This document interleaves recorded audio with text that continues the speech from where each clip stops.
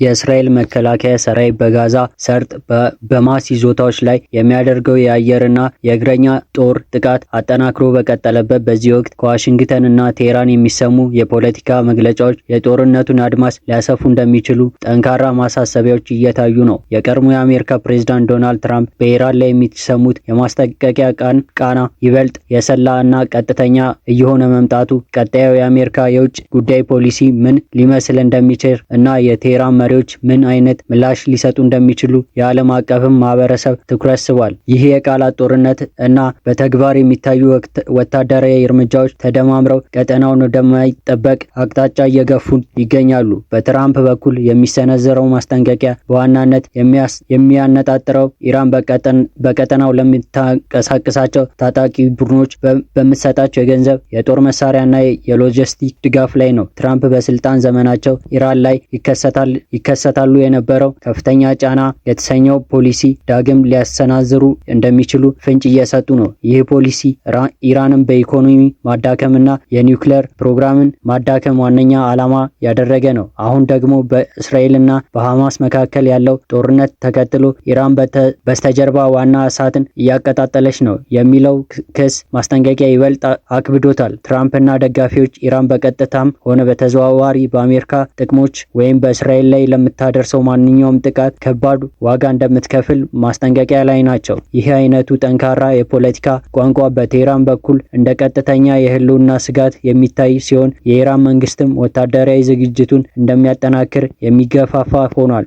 በሌላ በኩል የእስራኤል አየር ኃይል የሐማስን ወታደራዊ መሰረተ ልማቶች፣ የጦር መሳሪያዎች ማከማቻዎች፣ የከርሰ ምድር ዋሻዎችና የቡድኑን ከፍተኛ አመራሮች ኢላማ ያደረገ ተከታታይና ከባድ ድብደባዎች እያካሄደ ነው። የእስራኤል መንግስት አቋሙ ግልጽ ነው። ይህም የሐማስን ወታደራዊ እና የአስተዳደር አቅም ሙሉ በሙሉ መደምሰስ። ሆኖም ይህ ወታደራዊ ዘመቻ በጋዛ ብቻ የተወሰነ አይደለም። የእስራኤል መከላከያ ሰራዊት በሰሜን በኩል ከሊባኖስ ሄዝቦላ ጋር በየዕለቱ የከባድ መሳሪያና የሚሳኤል ልውውጥ እያደረገ ነው። ሄዝቦላ በኢራን ከፍተኛ ድጋፍ የሚደረግና ከሐማስ የላቀ ወታደራዊ አቅም ያለው በመሆኑ በዚህ ግንባር የሚፈጠረው ማንኛውም መጠን ሰፊ ጦርነት የእስራኤል ጦር በሁለት ግንባር እንዲዋጋ ያደርገዋል። ይህ የኢራን በቀጥተኛ ወደ ጦርነት ሳትገባ በውክልና ጦርነት እስራኤልን እና አሜሪካን የማዳከም ስትራቴጂ አካል ተደርጎ ይወሰዳል። የኢራን የውክልና ጦርነት ስትራቴጂ ከሊባኖስ እና ጋዛ አልፎ እስከ የመን እና ኢራቅ ድረስ የተዘረጋ ነው። በየመን የሚገኙ የሁሲ አማጽያን በቀይ ባህር በሚያልፉት የንግድ መርከቦች ላይ የሚደርሰው ጥቃት የዚህ ስትራቴጂ አካል ነው። ሁቲዎች ጥቃቱን የሚፈጽሙት በእስራኤል ላይ ጫና ለመፍጠርና የፍልስጤማውያን አጋርነት ለማሳየት መሆኑ ቢገልጹም ከጀርባ ያለው የኢራን ስትራቴጂ ፍላጎት ግን ዓለም አቀፉን የንግድ መስመር በማስተጓጎል በአሜሪካና በምዕራባውያን ላይ የኢኮኖሚና የፖለቲካ ጫና መፍጠር ነው። ቀይ ባህር በዓለም ላይ ካሉ እጅግ ወሳኝ የንግድ መስመሮች አንዱ በመሆኑ እዚህ አካባቢ የሚፈጠረው ማንኛውም የጸጥታ መደፍረስ የዓለምን የነዳጅ አቅርቦትና የሸቀጦች ዋጋ ላይ ቀጥተኛ ተጽዕኖ አለው። አሜሪካና አጋሮች የንግድ መርከቦች ለመጠበቅ የባህር ኃይል ጥምረት ቢመሰርቱም የሁቲ ጥቃት ሙሉ በሙሉ ሊቆሙ አልቻለም። ይህ ደግሞ የኢራን የተዘዋዋሪ ተጽዕኖ ፈጣሪነት አቅም በጉሉ የሚያሳይ ነው። ወደ ትራምፕ የማስጠንቀቂያ መልእክት ስንመለስ ይህ የፖለቲካ ዲስኩር በአሜሪካ የውስጥ ፖለቲካ ውስጥም ትልቅ ስፍራ አለው። እየተቃረበ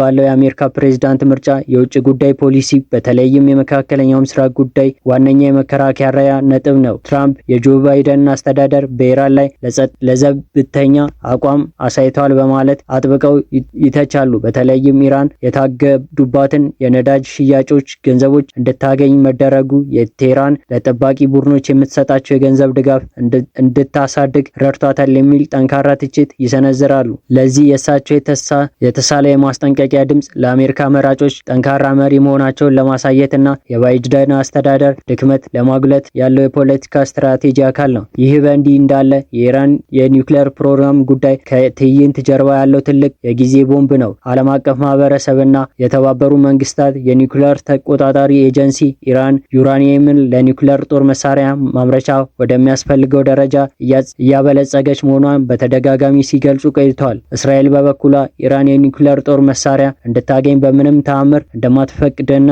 አስፈላጊ ከሆነ የቅድመ መከላከያ ወታደራዊ ጥቃት በኢራን የኒውክሌር ማዕከል ማዕከል ላይ እንደምፈጽም በተደጋጋሚ አስታውቃለች። የአሁኑ የእስራኤልና የሐማስ ጦርነት እንዲሁ የትራምፕ ጠንካራ ማስጠንቀቂያ ኢራን የኒውክሌር ፕሮግራም በተፈጠነ ሁኔታ እንድትገፋበት ምክንያት ሊሆን ይችላል የሚል ስጋት አለ። ኢራን በቀጠና ያላት ተጽዕኖ አደጋ ላይ ከወደቀ እንደ መጨረሻ አማራጭ የኒውክሌር አቅሟን እንደ መከላከያ ልትጠቀም ትችላለች የሚልም የብዙዎች የፖለቲካ ተንታኞች ስጋት ነው። የእስራኤል አየር ኃይል በሶሪያ መዲና ደማስቆ በሚገኘው የኢራን የጦር አዛዦችና የዲፕሎማቲክ ተቋማት ላይ ያደረገችው ጥቃት ተከትሎ ኢራን በቀጥታ በእስራኤል ግዛት ላይ የድሮንና የሚሳኤል ጥቃት መፈጸሟ የጨዋታው ሕግ የቀየረ ክስተት ነበር። ከዚህ ቀደም ኢራን ጥቃቶችን የምትፈጽመው በተተኪ ታጣቂዎች በኩል ብቻ የነበረ ሲሆን ይህ ቀጥተኛ ጥቃት ግን ሁለቱ ሀገራት በቀጥታ ወደ ለየለት ጦርነት ሊገቡ እንደሚችሉ ያሳየ ነበር። ምንም እንኳን አብዛኞቹ የኢራን ሚሳኤሎችና ድሮኖች በእስራኤል የጸረ አየር መከላከያ ስርዓትና በአሜሪካ፣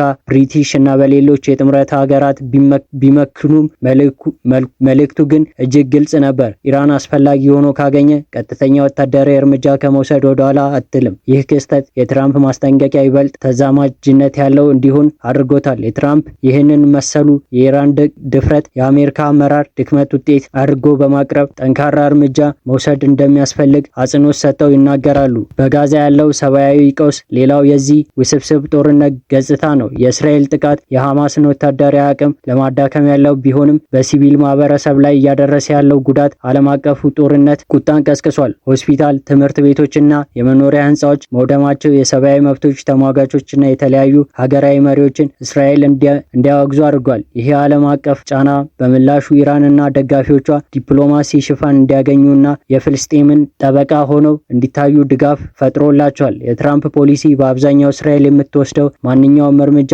ያለምንም ቅድመ ሁኔታ የሚደገፍ በመሆኑ በሰብአዊ ቀውስ ዙሪያ የሚነሱ ትችቶች ወደ ጎን በመተው በኢራንና በሐማስ ላይ ብቻ ትኩረት ያደርጋሉ። ይህ አካባቢ በምዕራባውያን አጋሮች መካከል ሳይቀር የፖለቲካ ልዩነት ሊፈጠር የሚችል ነው። የመረጃና የስነ ልቦና ጦርነትም የዚህ ግጭት አካል ነው። በዩቲዩብ፣ በትዊተር፣ በቴሌግራምና በሌሎች በማህበራዊ ሚዲያ መድረኮች የሚሰራጩ ምስሎች፣ ቪዲዮና መግለጫዎች የራሳቸው የፖለቲካ ትርክት ለመገንባት የሚያገለግሉ ናቸው።